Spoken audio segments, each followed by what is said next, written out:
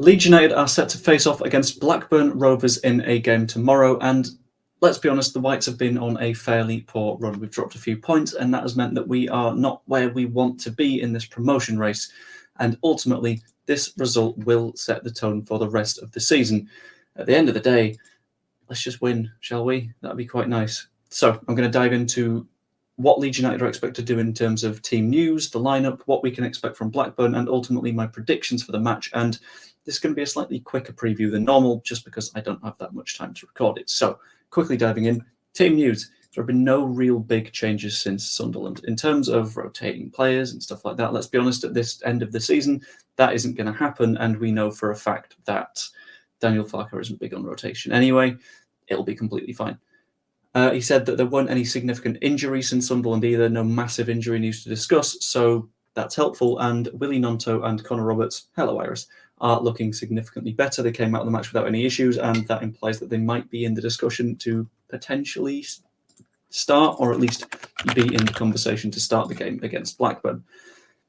There does remain the question of Patrick Bamford, because he has been a little bit below standard recently, but Daniel Farke seemed to completely rubbish any discussions of this, saying that, yes, he might not be performing in terms of scoring the goals, but take a little bit of a look at the way that he's playing aside from that, the fact that he's putting in incredible amounts of runs and all that sort of stuff, and Farke backs him to keep playing. And fair enough, I can see the argument. I admit I'm slightly more on the fence. I wouldn't know who I'd pick in that situation. But if he's fully committed to his players, that is only a good thing. There isn't any chance of saying, well, he's picked him, but he doubts him, because that ultimately shows that there are some issues in the squad, and that in itself is a problem for Leeds United. Anyway, diving into it, my predicted lineup for the game, I think Illan Meslier will start, because he's our best goalkeeper. The backline, I'm going unchanged with Archie Gray at right back, Joe Rodon, Ethan Ampadu, and Junior Firpo at left back, who has been one of our better players recently. Junior Firpo is surprising me, I've got to be completely honest with you. In front of them, that midfield pivot pairing of Kamara and Gruev, hopefully bringing a little bit more energy to this game, but I'll get into that a little bit later.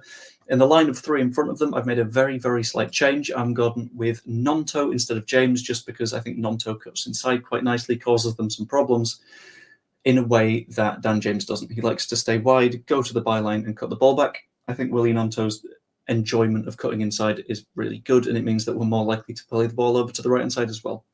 Jorginho Rutter keeps his place for me, and Crescencio Somerville obviously is picked.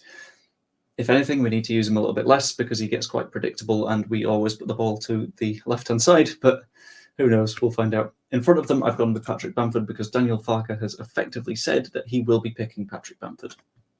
Can't really complain about that in terms of my choice, because let's be honest, Daniel Farke said that's the choice he's going to make, so I'm not going to question it.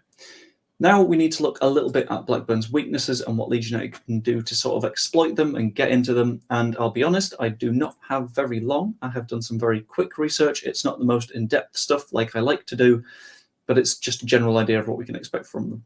First up, they are very, very reliant on Sami Szmodics. He scored a lot of goals early in the season. I think he still might be the top scorer in the division. I'm going to have a very quick check of that just to make 100% sure. But he is effectively their most important player. How many goals have you scored, Sami Szmodics? 23. That might be in all competitions, and their next highest scorer has 5. So if we're able to shut him down, we might be okay. And in addition to that, they tend to struggle against sides that play transitional stuff, which we like to do. So hopefully, if we let them attack a little bit, we can hit them back on the transition. A little bit of to and fro isn't going to be the biggest of issues for us, and ultimately, I kind of hope that we can turn that into goals. That would be very, very nice. And they also have had some problems with some skillful players in the past, which means that their defence isn't quite the lightest on their feet. If you look like you want to try and dribble past them, that'll be fine.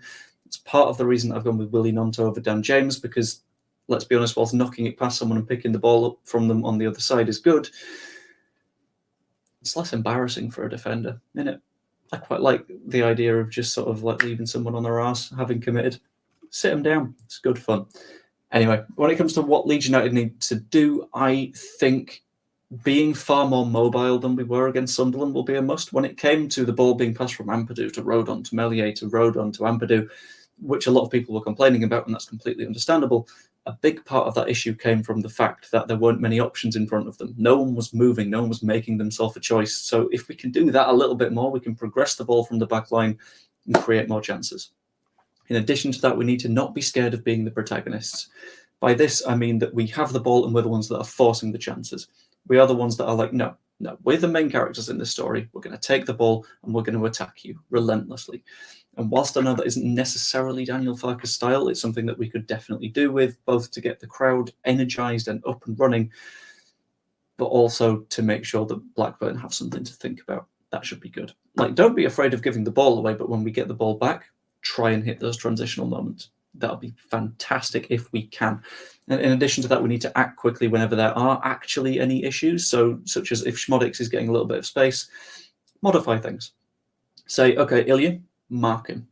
Man mark him. Make sure he can't get free because he has scored 23 goals. If he gets more, that's a problem for us. Hopefully we can stop him. That'd be quite nice. I think we will. But this also applies to making substitutions. So if things very visibly aren't working, subs a little bit earlier than 65, 70 minutes would be spot on. A little bit more energy would be great. And it's been shown basically that when we make those subs, we've got more energy. And when we've got more energy, we play better, create more chances, potentially score more goals. If we act fast, that's perfect. Anyway, my predictions for the game: I think Leeds will come back fighting from what was a tough game against Sunderland. Blackburn will struggle to break us down because we do still have a very, very solid defence. The disappointment against Sunderland wasn't the fact that we couldn't defend because we had a clean sheet again. The disappointment there was the fact that we couldn't attack. And I think with an Elland Road crowd backing the players and learning the lessons from Sunderland, they will be pushed on and fighting and going for it. I think that'd be absolutely brilliant if we can get that to work out. They will struggle to break us down, and I think we score early, ideally, with a transitional moment before they've learned to deal with it. And I think, in my opinion, I'm going to go with a 2-0 win for Leeds United, with an early goal that cracks them open a bit. It means that they have to come at us again, and that's how we'll score the second goal. But ultimately, I want to know what you think as well. Let me know what your thoughts are for your predictions for a score in the comments down below, predictions for a lineup. Whether or not you think I'm being an idiot, also valid. Hello, Iris. Just let me know in the comments down below. Like the video if you enjoyed it as well. Subscribe if you haven't yet. That would be massively appreciated. I'm pushing towards 3,000 at the minute, which would be absolutely huge and massively appreciated. You could even be a channel member. But yeah, hope you enjoyed. I will see you later. I've just realised I had a video that I was going to like put on the end. It's like an outro-y thing because like I recorded something in Scotland, but I then realised that I haven't sent it to my PC yet, so I can't do that. Look forward to it in the next video, I guess. If it's like a good vibes video. If we lose tomorrow, you will never see that outro in your life, but hopefully we win. See you later.